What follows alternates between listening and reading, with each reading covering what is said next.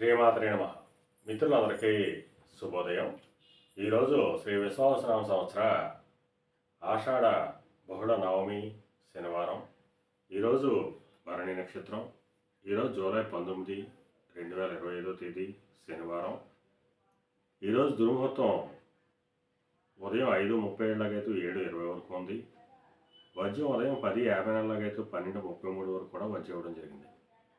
ఈరోజు పంచాంగరీత్యా ఈ రకమైనటువంటి ఫలితాలు గోచరిస్తున్నాయి.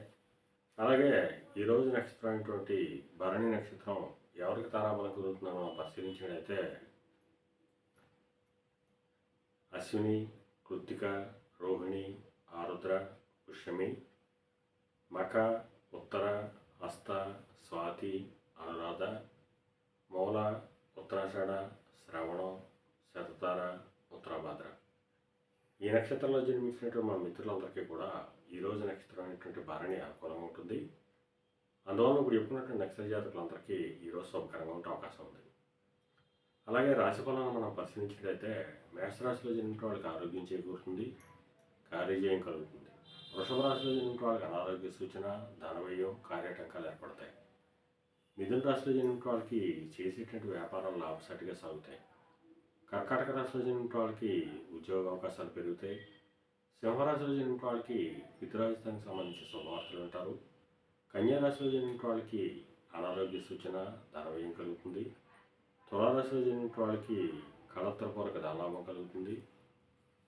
వృశ్చిక రాశిలో జన్మించిన వాళ్ళకి శత్రుభయం కలుగుతుంది. ధనురాశిలో జన్మించిన వాళ్ళకి సంతానానికి సంబంధించి శుభవార్తలు ఉంటారు. మకర రాశిలో జన్మించిన వాళ్ళకి ఆకస్మిక ప్రయాణాలు చేయవలసిన అవసరం ఉంటుంది. కుంభరాశిలో జన్మించిన వాళ్ళకి పరాక్రమవంతమైన ఆదాయాలు ఏర్పడతాయి. మేన రాశిలో జన్మించిన వాళ్ళకి ధనాదాయం వృద్ధి చెందుతుంది. ఈరోజు ద్వాదశ రాశి యొక్క ఫలితాలు ఈ రకంగా తెలియడం జరిగింది. అలాగే ఈరోజు రవిశనుల కలయిక వచ్చింది. ఈ రెండింటి కలయిక ఎప్పుడు వచ్చినప్పటికీ కూడా ఈ రెండు ఈక్వల్ అండ్ ఆపోజిట్ పవర్స్ అని చెప్పడం జరుగుతుంది. అందువల్ల ఈరోజు సమాజంలో ఉన్నత వర్గాల్లో ఉన్న వాళ్ళకి కానీ, రాజకీయ నాయకులకు కానీ కొన్ని వ్యతిరేకమైనటువంటి సంఘటనలు కలిగేటువంటి అవకాశం ఉంది. అందువలన ఆయా రంగాల్లో ఉన్నటువంటి మన మిత్రులు వ్యక్తులు అప్రమత్తంగా ఉండవలసిందిగా తెలియజేయడం జరుగుతుంది.